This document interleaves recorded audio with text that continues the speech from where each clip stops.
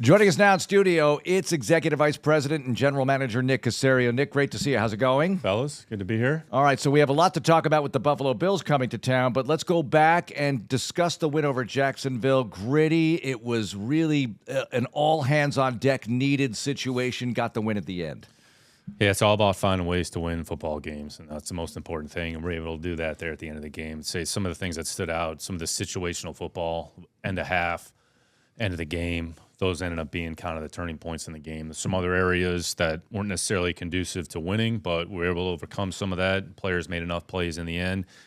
We did a good job running the clock down there at the end. 2-minute execution, which is something with 2 minute. We walk through it every day, the communication, some of the nuances that go into it, and then managed the clock there a little bit, and then basically scored with 16 seconds left. Forced them to use their timeouts and had to handle a couple ball handling opportunities there with the kickoff and then defending a couple plays. So it's always good to win football games at home in the division, put ourselves in a pretty good spot, and we'll have a challenge here in front of us here, which we'll talk about in a little bit.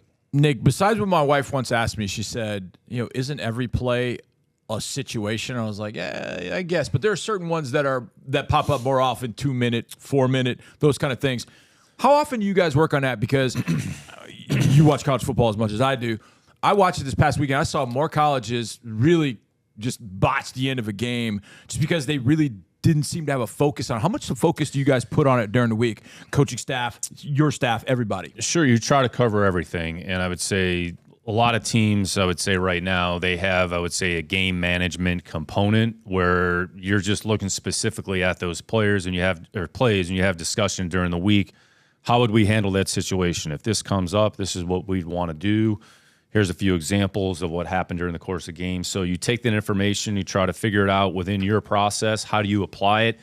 The reality is you don't have any idea what's going to come up during the course of the game. Right. You know, early downs, you're going to have first and second down plays, you're going to have third down, but the red area, if you get down there, what that's going to entail, are you going to have some end-of-half plays? Are you going to be on which side of the ball are you going to be on with those plays? End-of-game plays, other situational plays that come up. So you try to prepare for as many of those situations as possible. Hopefully you've covered them. The big thing is making sure the players understand what the expectation is and what we have to do in order to execute in those situations. So we spend a lot of, if you really look at a game, 65-ish, 70 plays on either side of the ball, another 25 to 30 plays in the kicking game.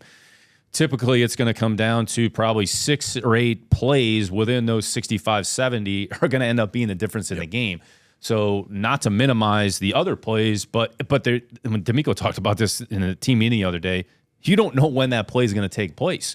Right. There were a number of those plays that took place in the Jacksonville game a little bit later in the game. Well, it could have been a play earlier in the game that had an impact later in the game. So that's why it's just important to play each play, understand the situation, just make sure you're prepared, and then ultimately just go out there and be able to execute. Yep. Well, this is in the everybody's important. Every spot in the building is crucial because if I told you in May, there you'd be in week 4 at the goal line, less than 30 seconds left, and you're in the offset eye with Daria Gunbowale and British Brooks. You might not believe me. Now, I know you would, but that speaks to everybody being important, and you never know who's going to contribute. We've talked about that multiple times on this show. So how we build a team, who's on the team, how they get in the building, where they come from. Once they're here, everybody has to prepare to play each week. So you prepare on the roster, players that are off the roster prepare to play, and you never know when your number is going to be called and to be able to execute in a critical situation. I would say 2 of our probably more dependable players in that situation end up making a play. Dara has been a very dependable player since he's been here. His role has been more pronounced in the kicking game, but when he's been used offensively, he's had a positive impact on the game, and then CJ was able to manage that whole drive. So there were 2 good football players that were able to make a play under duress in a critical situation. It makes sense. Senior Bowl 2021, Nico Collins, and he's an interesting test case because I've talked to a lot of people about Nico at that particular Senior Bowl, and they were like, he had been rusty. He didn't play in the 2020 season. And I know we've talked about Nico a lot, but I want to go back to that. What was it that you saw in Nico back then that you thought, okay, this guy can really grow into the type of player he's becoming? Maybe you didn't even see him becoming this kind of player. You thought he could make an impact, but maybe he's even got to this level. Yeah, I think one thing you always have to be careful, John, is just narratives and just broad generalizations. Right. And what we have to do is take each player, take the information that we have, and then just make an assessment. Sure. And that's all we can go off of. And it's a combination of getting that player in the program, and then does that player do enough things to put himself in a position to become a good football player? We felt Nico was a talented player. I mean, he was big and fast when you watched him play at Michigan. He wasn't necessarily refined, but there were times where he was behind the defense quite a bit. So he went through a little bit of he missed football, didn't play football. We kind of went through the whole weight progression and all that. But ultimately, it comes down to the work that you put into your craft, how committed you are to that work, and just your willingness to continually improve and get better and have belief in yourself. But Nico deserves a lot of credit. Ben McDaniel deserves a lot of credit. The offensive staff deserves a lot of credit. And he's still a young player. And I think any player can improve if they're committed to improving and becoming a better football player. So a lot of it ends up being you have to have the physical traits and attributes, but you also have to have the right mindset in order to improve on a continual basis. Well, we now have a 4-game sample size. So with the receivers, let's include all the pass catchers. Is this kind of the way you envisioned it going? I know not everybody's been available, so that factors in as well. But what have you seen so far that you like? Yeah, similar to the spring, they all have made contributions at different points. I think the things that you saw in spring and training camp, you've seen some of that manifest itself at different points, and everybody is kind of different. They have things that are specific to them that makes them unique, things that some players do well better than others do it better than the other guy. So we feel we have decent depth at that position. They've all played in some capacity at some point, and I'm sure at some point they're all going to impact the game, hopefully favorably throughout the course of the year. Okay, this one's in the review. Let's talk about the Buffalo Bills. It's a really good team, so we're probably going to need a little while to talk about this team. Led by Josh Allen. We've seen him a couple times before. We saw him at the beginning of his progression as a rookie, 18. In the playoff game, you saw kind of equal parts, part rookie, part, okay, this is what he's going to become. Saw him at 21. We started to kind of turn the corner, and now at 2024, he's a bona fide MVP project with the Bills. Nick, your thoughts about the Bills and Josh Allen, a quarterback? Yeah, I think big picture, Bills have one of the best programs in football. So when you go back and when Brandon and Sean were hired, they were hired together, and they've essentially put a program in place that looks like is going to be sustainable for a long period of time. They've been as consistent as any team in the league over the last however many years. We won 4 straight AFC East crowns. And the way they've constructed the team is reflective of how they want to play. I'd say they're a very disciplined, very tough, very complimentary football team. Sean has a defensive background. He has his kind of hands all over the defense. They've had some changes on the coordinator front through the years, but they settled on Joe here. Joe Brady's offensive coordinator has done a really good job. But I think just the program is reflective of the personalities of the people in charge and how they want to play, and then they've drafted and added players to kind of fit that profile of how they want to play. Start defensively, and this goes back even to my experience in New England. They're a team defensively that always given up very few explosive plays. They've given up, since Sean has taken over as a head coach, given up the fewest amount of explosives in the league. So they play very disciplined. They don't give a bunch of big plays. They take the ball away from you, and they play fast. And their system, structure-wise, is similar in some respects to our system. Bobby Babich is a defensive coordinator. Bobby's a young coach. His dad is a long-tenured coach, who coached in the league for a number of years. But everything starts with the front. So good front, good length on the edge, Epinesa and Rousseau. And then passing situations, they use Vaughn. I would say, what you're seeing this year from Von Miller, this is the real Von Miller. Yeah. Last year, he was basically hurt. He was out there on one leg. But, Vaughn's arguably a Hall of Fame player in his ability to just bend, get the edge. He's so instinctive, very smart. Good on the edge. Tuhill, they signed him in the offseason, kind of gives them some depth. And the Smoot, who's in Jacksonville, kind of has some front flex. And then inside, they got 2 really big bodies in Jones and Johnson. And then Ed Oliver, Houston grad, who's really had a positive impact on their program, fits their system really well. They drafted Carter, the Duke kid, in the 3rd round this year. It kind of gives them some depth. So they play 8-9 guys on a religious basis, similar to how we play. Linebacker, they had to deal with some injuries. So Milano's probably one of the best linebackers in the league that nobody talks about, who's been injured. Bernard, Baylor kid, who they drafted same year we drafted JP. But those two, honestly, going back to the impact they had in the Baylor program was significant. And then Bernard played extensively last year, had 140-some-odd tackles. He got hurt earlier in the year. There's a shot he might play against us. But Bernard drafted Dorian Williams, kid from Tulane, who we had in here for a visit. I've gotten good production from Spectre. And in the secondary, they've had to deal, honestly, with a lot of stuff. Injuries at safety. Rapp got hurt the other night. We'll see if he plays. Took Bishop in the second round, kind of the third safety. And then Hamlin, everybody knows kind of his story, what he's been able to overcome and endure. And at corner, they've kind of flipped it a little bit, moved on from Tre'Davious. Have Rasul Douglas, who we actually had in training camp there, and Rasul's been able to stick around and has done a good job. And then Bedford on the other side, probably one of the more underrated corners that nobody talked about. I think going into the Baltimore game, he was amongst the highest ranked corners PFF-wise. So big, long, and fast. And then inside in the slot, Teron Johnson's probably one of the best nickel corners. He got hurt, and they played Cam Lewis. So they have a collection of guys defensively that play with the right mindset. And they don't necessarily do a lot, but what they do it really, really well. And then kind of flipping over offensively, everything, like you said, starts with Josh. Yeah. And I think what you've seen from Josh is just his growth and his maturity. And he's playing at a very high level.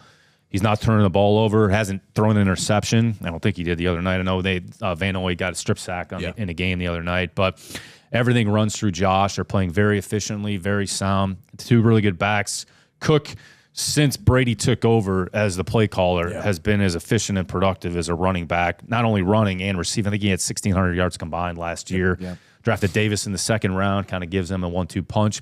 And a tight end, they have two guys. Nobody really talks about Knox, but because he's been hurt, but between Knox and Kincaid, who put a lot of stress and tax on the defense. Kincaid is a matchup problem. He's big, he's athletic, he's got really good ball skills, he's smart. And then the receiver position, they have a collection of players that all kind of complement one another. A guy that's been the most productive at this point is Shakir. They kind of move him around in formation, drafted Coleman in the second round. Mac Hollins, MVS, Curtis Samuel, who Brady had in Carolina. It's kind of a little bit of a hybrid player. So they use all their players. And on the offensive line, two, I'd say, really good tackles. Dawkins has been there a little bit longer. Spencer Brown was a little bit of a developmental player, just received a contract extension here, honestly, in training camp, whatever it was. And inside, kind of made some subtle changes and adjustments. But so this is a good football team in all three areas who play very disciplined, who play complementary football, don't turn the ball over. And then really the Baltimore game the other night, essentially was a one-possession game, kind of flipped on a turnover there. There was a little bit of momentum going in. So we're going to have to play smart. We're going to have to play the right way. It's going to come down to execution. It's going to come down to, honestly, some of these critical plays that we talked about, not too dissimilar to what happened in the Jacksonville game. Nick, you mentioned program, and that's what stands out to me. Texans faced the Bills in 2019. If I look at the Bills, you see Josh Allen up there, but the team is very different. It's so important to be able to regenerate the roster because not everybody can stay forever. And that's what the goal is, right? So you're competitive every year. Very much so. You're just trying to put something in place that's sustainable for a long period of time, understanding that players are going to come on and off the roster, and you're going to have some attrition, self-inflicted, or your choice. You want to turn the roster over, or you have to deal with injuries. So try to build as much depth as you possibly can. Understand what you're looking for, what's important, and prioritize those qualities and attributes. And I would say Brandon and Sean have done as good a job as any pair in the league, which is why they're in a position that they're in, being one of the best teams in the league. Nick, we talked about this a little bit. Every quarterback that we've faced has had some level of mobility, can get out of the pocket. Some teams design runs, some teams don't. Josh is like them, but not all at the same time. How difficult the challenge is he? Because when he carries the football, he's like a fullback, tailback, wide receiver, all combined in one, and yet he might be running all the way to the sideline and flip 160 yards because he's done that all the way back to his days at Wyoming. How difficult a challenge is he with his mobility and his movement? Yeah, Josh is a massive problem. So he can throw from the pocket. He can get the ball basically any part of the field from the pocket, and then he's a threat as a runner. They have plenty of designed runs for him, critical situations where they want him to handle the ball. And then the play you alluded to the other night, there's an example of he gets outside of the pocket, he's running. He's a millimeter from the sideline, and he launches it 65 yards down the field to Shakir, who's uncovered. There's not many quarterbacks that can do those things in this league at as high a level as Josh has done. So that's a credit to him.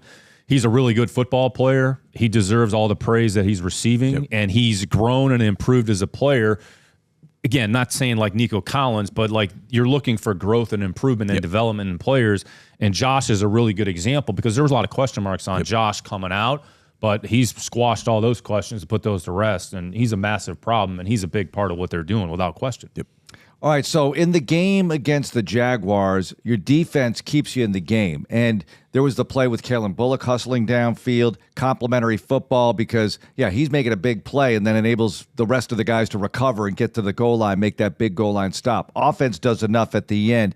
The guys' ability to stick together and win, I mean, every game seems like a hairline between a win and a loss in this league, but you've got 3 victories so far. So far it's working out. And that's what it takes. And not to go back to last year, when you go back and look at some of those games, a lot of plays or games are very similar. I mean, 7 or 8 came down. They were one-possession games, or a number of games that came down to arguably the last play, the last possession.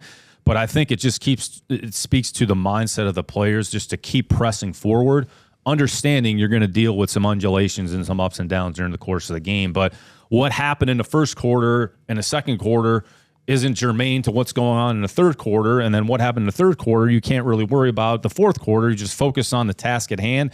What do we need to do in this situation? It takes execution. It takes a certain mindset. In the fourth quarter, we executed as a team better than we did in the third quarter. We got multiple stops.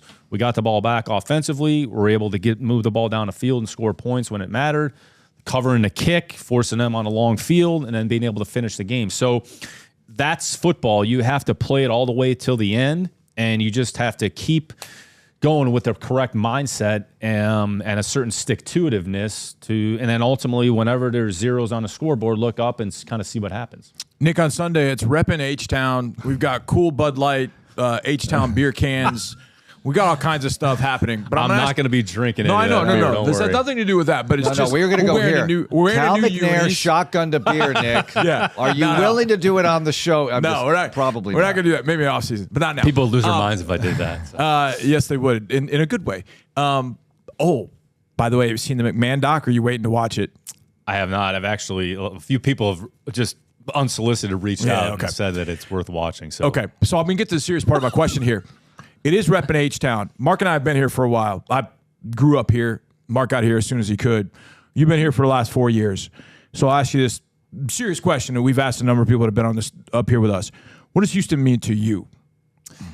Really, what it's meant to us is kind of a new beginning and a fresh start and another kind of phase in our life. I mean, my wife and I we grew up on the Midwest. We're Midwest, East Coast people, and then I had the good fortune of being in one organization for 20 years, which doesn't happen. So the opportunity in Houston was kind of a rebirth, if you will, kind of a fresh start, and it's an opportunity for us to experience something new as a family. So I think when we moved down here in February, March, when I was hired, we all came together, and that was important for us to do because, we do everything or try to do as much as possible as a family. And this is part of our lives and each other's lives. So to be able to kind of do it together, so it's kind of a start of a new beginning. That's, I think, really what it's meant to us. If somebody asks you, "What's Houston like, Nick?" Well, sell me Houston. What will you tell them? Start with the food, please. No, it's a lot of fun. It's vibrant. It's crowded. There's a lot of people, but I think it's a lot of good people that are invested in not only the Texans but in sports. And when you're around town, the number of people that have come up and just said, "Go Texans," or we appreciate what you guys are doing. What we're trying to do for the organization, for the city. It's nice to hear. You're not necessarily doing it for those reasons, but it's just reinforcement that hopefully we're doing the right things where the fans and the city can be proud of the team that D'Amico and the rest of the staff were putting together and the product that we put on the field. And we're doing it hopefully with the right people that represent what the community and what the city of Houston is all about. Nick, I know in the fall you get out to college games and get a chance to see what you can, whether you're on the road or not or whatever the case might be. That's a strange question.